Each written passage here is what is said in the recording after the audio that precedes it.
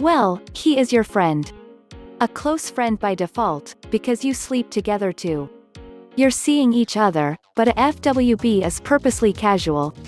It trades the potentiality for you two to become an item, with maintaining staying friends when the benefits dissipate due to one starting to date someone. So you're currently FWB, you're seeing each other. You treat it the same way as any purposely very casual, but you are relatively close friends though, too. So it depends, spending Xmas with his family, as if you're a couple. That means, assuming he's not a clueless person, that he wants to be more than FWB. If you don't want to be more than FWB, don't do that. Spending Xmas with family and many friends. Totally cool. Treat it the same way as if you're just friends. If you want to be more, sure, go with it if it's just him and his family. Don't if you want to be just friends. Same goes with FWB.